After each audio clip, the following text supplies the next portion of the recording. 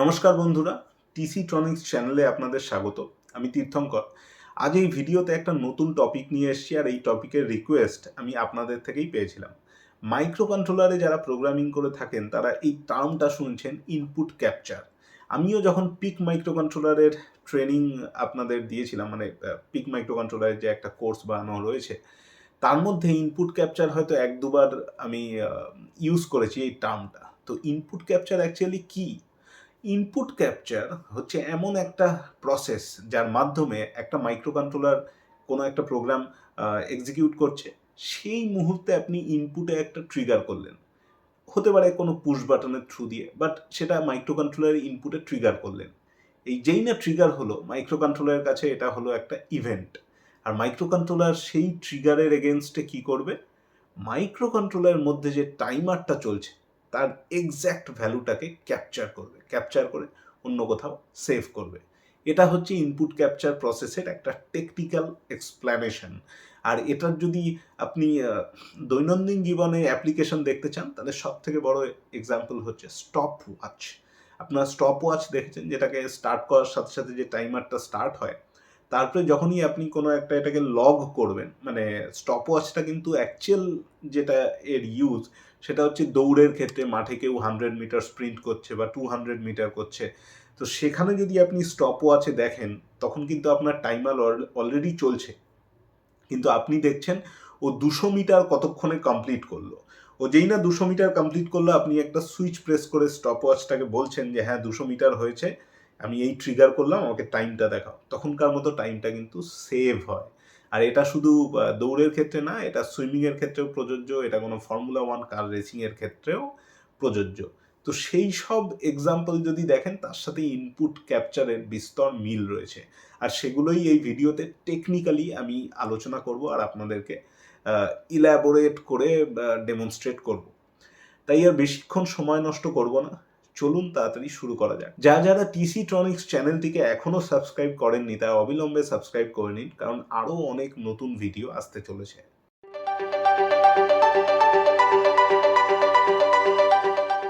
Input ক্যাপচারের শুরুতেই আপনাদের দেখিয়ে দিই যে PIC16F877A এর ডেটা শিট আমার কাছে রয়েছে। আমি ডেটা শিটের মধ্যে ক্যাপচার কম্পেয়ার PWM এ গেলাম। এখানে প্রথম যে ডেসক্রিপশনগুলো দেওয়া থাকে সেটা হচ্ছে ক্যাপচার মোডের। ক্যাপচার কম্পেয়ার মোডে প্রথমে আমাদের জানতে হবে রেজিস্টার কি রয়েছে। তো যে রেজিস্টারটা আমরা দেখতে পাচ্ছি, আপনারাও স্ক্রিনে দেখতে পাচ্ছেন, সেটা হচ্ছে CCP1 কন। CCP1 কনে যে এই বিটগুলো আছে, এই বিটগুলোর ডেসক্রিপশন এখানে রয়েছে। তার মধ্যে দেখবেন এই প্রথম 4টে বিটের কোনো ইউজ নেই, এটা প্রত্যেকটাই আনইউজড। যদি PWM মোড হয় তখন এই দুটো বিটের ইউজ আছে, বাকিটা কোনো ইউজ নেই। আর এই যে লাস্টের যে 4টে বিট রয়েছে, এটা এই মোড সিলেক্ট করে। তো এখানে ক্যাপচারের অনেক কটা মোড রয়েছে, যেরকম 000 এটা ডিসেবল। 0100টা হচ্ছে capture mode every falling edge, মানে এই যে ইনপুটে ট্রিগার দেওয়ার যে ব্যাপারটা আমি বলেছিলাম, সেই ইনপুটের ট্রিগার দেওয়ার ব্যাপারটা অনেকটা এরকম যে ইনপুটের ট্রিগারটা দিতে হবে একটা ফলিং এজ, মানে হাই থেকে লো, তবে গিয়ে এটা ট্রিগার হিসাবে ট্রিট করবে মাইক্রোকন্ট্রোলার, আর টাইমারের ভ্যালুটা ক্যাপচার হবে। আর একটা আছে capture mode every rising edge, এখানে 0 টু হাই এর ট্রানজিশন দিতে হবে। তারপরে আছে ফোর্থ রাইজিং এজ, মানে 4বার ট্রিগার পড়লে হবে। আর একটা আছে 16th রাইজিং এজ, এটা মানে 16বার একটা রাইজিং এজ পড়লে তারপরে গিয়ে ক্যাপচার হবে। তো আমরা এটা যে কোনোটা নিতে পারি। তো এই প্রোগ্রামের জন্য আমরা নিয়ে নিই capture mode every rising edge. তাহলে আমার ভ্যালুটা এখানে কি দাঁড়ালো? 0000। আর রাইজিং এজের জন্য 0101। তো আমার কাছে একটা নোটপ্যাড ফাইল রয়েছে, যেটা অলরেডি আমি এই সি ফাইলটা টেস্ট করবার জন্য আমি লিখেছিলাম। তো এখানে দেখুন CCP1 কনে আমি এটা বাইনারিতে দিয়েছি। তো 0B denotes this number is a binary number. তো এখানে কি রয়েছে? 00 0B denotes this number is a binary number. তো এখানে কি রয়েছে? 0000, মানে 0000, 4টে 0, 4টে 0 শেষ হচ্ছে এখানে। তারপরে কি রয়েছে? 0101। 0101 মানে capture mode every rising edge. আশা করি এই জিনিসটা আপনাদের ক্লিয়ার হয়ে গেল।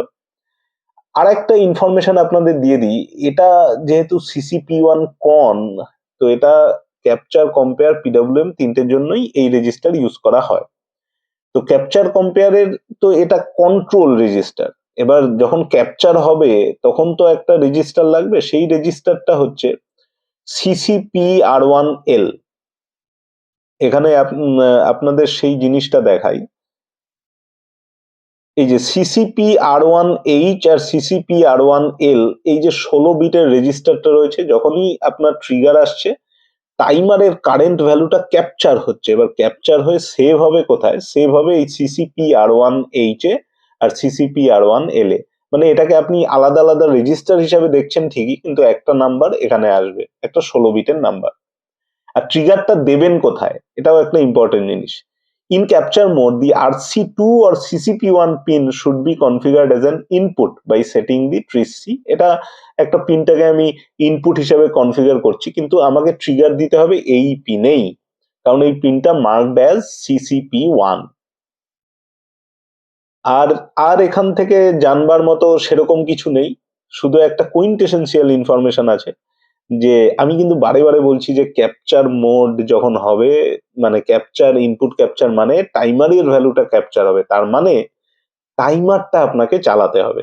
তো আপনাদের ইনফরমেশনের জন্য বলে দিই, এই ক্যাপচার মোড বা কম্পেয়ার মোড দুটোর জন্য একটা টাইমারই রেসপন্সিবল, সেই টাইমারটা হচ্ছে টাইমার 1। তো এই টাইমার 1টাকে আমাদের চালাতেই হবে, নয়তো কোনো ইনপুট ক্যাপচারের মানে নেই, অর এলস আউটপুট কম্পেয়ারেরও মানে নেই। আউটপুট কম্পেয়ার আমি আগামী ভিডিওতে ডিসকাস করব। তো ইনপুট ক্যাপচারের জন্য আমাকে টাইমার 1টাও চালাতে হবে, তাই চলে আসি এখানে। হ্যাঁ, বলে রাখি আমরা 4 মেগাহার্জের ক্লক ইউজ করব।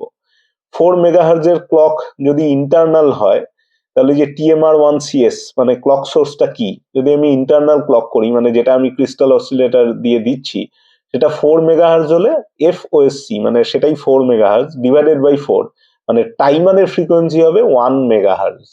তো 1 মেগাহার্জটাকে আমরা এখানে করে দিতে পারি, প্রি স্কেলারের অপশন আছে, মানে ওটাকেও আরো ডিভাইড করা যায়। তো আমরা যদি এই 1:4 করি, তার মানে হচ্ছে 4 মাইক্রোসেকেন্ডের মতো, সেই হিসেবটা অনেকটা ফ্রিকোয়েন্সি দিয়ে ক্যালকুলেট করা। তো আপনাদের আমি ডিরেক্টলি বলছি 1:4 মানে 4 মাইক্রোসেকেন্ড। এই টাইমটা কিসের জন্য লাগবে? এই টাইমটা লাগবে টাইমার 0 থেকে 1 বা 1 থেকে 2 যে ইনক্রিমেন্ট হচ্ছে, এই ইনক্রিমেন্ট হতে ওর 4 মাইক্রোসেকেন্ড সময় লাগবে, যদি আমি 4 মেগাহার্জ এর ক্লক ফ্রিকোয়েন্সি রাখি। তার মানে এক একটা ইনক্রিমেন্টে ওর 4 মাইক্রোসেকেন্ড করে লাগছে। যদিও এটা আমাদের এক্ষেত্রে ইম্পর্টেন্ট নয়, কারণ এটা কন্টিনিউয়াসলি টাইমার গুনতে থাকবে, কিন্তু যখন ক্যাপচার হবে তখন টাইমারের ভ্যালুটা আমরা কোথাও একটা শো করব, যাতে ইনপুট ক্যাপচার প্রসেসটা সম্পর্কে আপনাদের একটা সলিড ধারণা তৈরি হয়। তো এখানে আমার কোনো পিনই সেরকম লাগছে না, শুধু প্রি স্কেলারের জন্য বলে রাখি 10 লাগছে, মানে 0010। এটা আমাদের অসিলেটর এনাবল লাগছে না, এটাও কোনো ইউজ নেই, ক্লক সোর্সটা ইন্টারনাল, তো এখানে এমনিও 0 দিতে হবে। আর টাইমার 1, টাইমার অন যেটা আর কি, এটাকে 1 করলে এই টাইমারটা স্টার্ট হবে। তো এটাকে ইনিশিয়ালি আমরা 0 যদি রাখি, তাহলে এবার নোটপ্যাড ফাইলটা দেখিয়ে দিই। এইটাই হচ্ছে এই রেজিস্টারটা T1 কন। দেখুন 0B মানে এই নাম্বারটা একটা বাইনারি নাম্বার, তো প্রথম দুটো বিটের কোনো ইউজ নেই। তারপরে 10 দেওয়া রয়েছে to select the prescaler 1:4, তার মানে আমার এইটুকু পার্ট হয়ে গেল, পরের চারটেই আমি 0 রেখেছি, তো টাইমারটাও আমার ইনিশিয়ালাইজ হয়ে গেল। এবার টাইমারের যে রেজিস্টারটা, এটা তো টাইমারের কন্ট্রোলটা, কিন্তু টাইমারটা যে ভ্যালুগুলো গোনে সেটা তো কোথাও একটা স্টোর হয়, সেই জিনিসটা হচ্ছে TMR1L মানে লো বা লোয়ার বাইট, আর H মানে হায়ার বাইট। তো এই দুটোই অ্যাকচুয়ালি ইনক্রিমেন্ট হয়, এই দুটো রেজিস্টারের ভ্যালু। তো এইগুলোকে ইনিশিয়ালাইজ করে দিলাম 0-তে। এবার যখন ক্যাপচার হবে তখন এই টাইমারের যে এক্সাক্ট ভ্যালুটা, সেটা CCPR1L আর CCPR1H এ স্টোর হবে, মানে এই লোয়ার অর্ডারটা লোয়ার অর্ডার বাইটে আর হায়ার অর্ডারটা হায়ার অর্ডার বাইটে স্টোর হয়ে যাবে অটোমেটিক্যালি। তো আমি সেইগুলোকেও 0 বলে ইনিশিয়ালাইজ করে দিলাম। এবার কয়েকটা ইম্পর্টেন্ট ইন্টারাপ্টের কনফিগারেশন রয়েছে। এই যে ক্যাপচারের ইভেন্টটা হবে, মানে এটা কিন্তু একটা ইভেন্ট, যে আপনি ইনপুটের ট্রিগার করলেন, যেই মুহূর্তে মাইক্রোকন্ট্রোলার ইনপুটের ট্রিগার পেল, মাইক্রো কন্ট্রোলারের কাছে এটা একটা ইভেন্ট হলো, মানে যেরকম আমরা বিয়ে করি, আমরা কোথাও ঘুরতে যাই, সেগুলো যেরকম ইভেন্ট হয়, সেরকমই ইনপুটের ট্রিগার আসা মানে মাইক্রো কন্ট্রোলারের কাছে সেটা একটা ইভেন্ট হলো। তো এবার ওই ইভেন্টটাকে মাইক্রো কন্ট্রোলার কিভাবে ডিটেক্ট করবে? মাইক্রো কন্ট্রোলার সিপিইউ কে বলবে, দেখো একটা ইভেন্ট অকার করেছে আর এই নাও তার ইন্টারাপ্ট। সিপিইউ কে যেই না ইন্টারাপ্ট করা হবে, তখন সিপিইউ যদি ইন্টারাপ্টটা অন করা থাকে বা এনেবল করা থাকে, তখন সিপিইউ সেই ইন্টারাপ্টের যে রুটিনটা আছে সেটাকে গিয়ে প্রসেস করে তারপরে আবার নিজের কাজ করতে আসবে।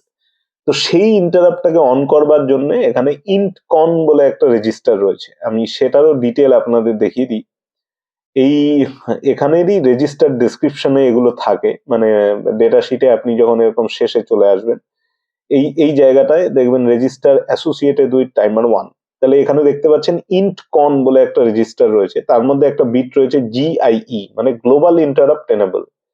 এটাকে এনেবল করলা মানে আপনি ইন্ডিভিজুয়ালি প্রত্যেকটা ইন্টারাপ্টকে এনেবল করতে পারবেন, তাই জিআইইটাকে 1 করা রয়েছে।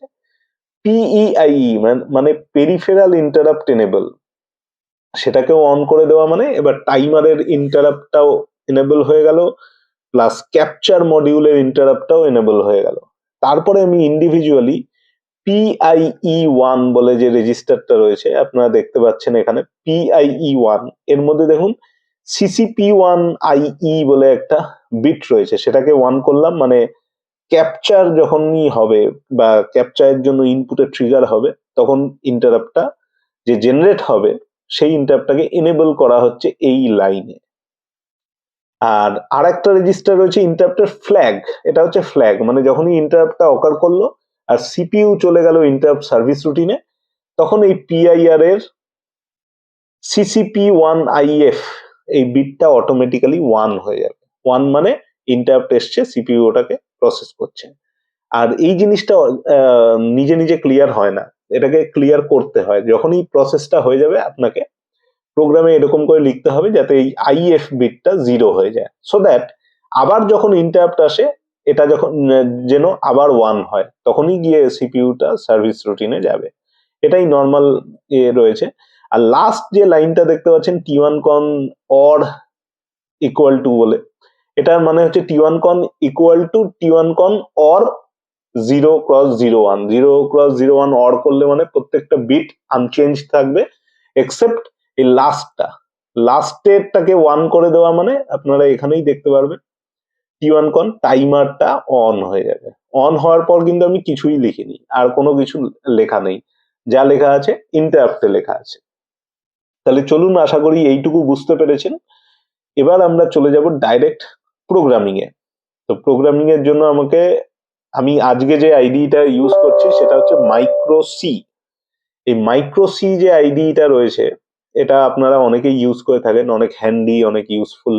তো আমি যেহেতু এর আগে বহুবার এমপি ল্যাবের উপরে কাজ করেছি, তাই এই ভিডিওতে একটু অন্যরকম ভাবে মাইক্রো সিটাকে দেখাতে চাই, আর মাইক্রো সিতে কিভাবে কাজ করা হয় সেটাও দেখাতে চাই।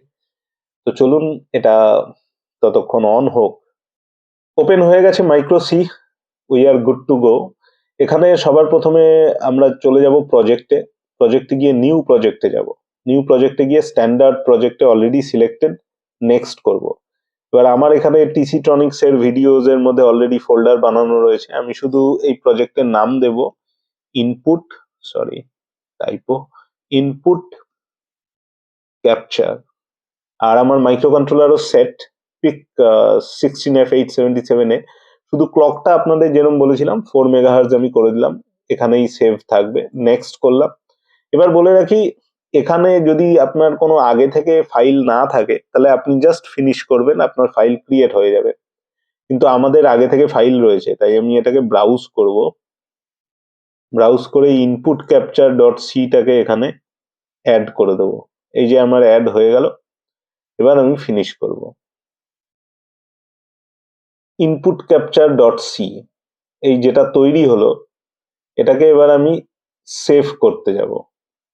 সেভ করে দেব ওই ইনপুট ক্যাপচার ডট সি, কিন্তু না, এখানে ইনপুট ক্যাপচার ডট সি তে অলরেডি আমার কিছু কন্টেন্ট রয়েছে, তাই আমি আগে এটাকে সেভ করব না, আমি জাস্ট ফর ব্যাকআপ আমি এটাকে কপি করে রাখি। কপি করে নিলাম। এইবার এটাকে সেভ করি, কারণ এই জিনিস আপনাদের সাথেও হতে পারে। রিপ্লেস করবার জন্য বলছে, রিপ্লেস করে দিলাম, আমার কাছে ব্ল্যাঙ্ক চলে এলো। এটা হিসেব মতো আসার কথা নয়, আমার কাছে যেহেতু কপি করা ছিল আমি দিয়ে দিলাম। ফাইল কপি হয়ে গেল এখানে। তো এবার আমি সেভ করে নিলাম, সেভ করে নিয়ে আমি ডাইরেক্ট বিল্ড করব। বিল্ডও সাকসেসফুলি হয়ে গেছে। এবার আপনাদের বলে দিই, এখানে যে ইন্টারাপ্টেড যেটা যেটা মেন জিনিস, সেটা আপনাদের বলে দিই। ট্রিস সি কে আমি 0x04 এই কারণে করেছি, কারণ ওই CCP1 ওই পার্টিকুলার বিটটাকে ইনপুট করার জন্য। আর ট্রিস বি টাকে 0 করা মানে হচ্ছে ট্রিস বি মানে এন্টায়ার পোর্ট বিটা আউটপুট হিসেবে কনফিগার হয়েছে। এবার এই যে ইন্টারাপ্ট সার্ভিস রুটিন, এইটা আমি পেলাম কোথা থেকে? যে কোনো জায়গায় আপনি যদি মাইক্রো সিতে যান, প্রথমে টুলসে যাবেন, ইন্টারাপ্ট অ্যাসিস্ট্যান্টে এখানে ফাংশনের নাম লিখলেই অটোমেটিক এই ফরম্যাট চলে আসে।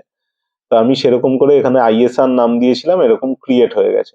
এই ভেতরের এই ইফ টুকু আমাকে লিখতে হয়েছে। ইফ PIR1.CCP1IF মানে ইন্টারাপ্ট ফ্ল্যাগটা যেই মাত্র প্রথমে ইন্টারাপ্ট সার্ভিস রুটিনে আসবে, এসে চেক করবে যে কোন ইন্টারাপ্ট ফ্ল্যাগটা 1 হয়েছে।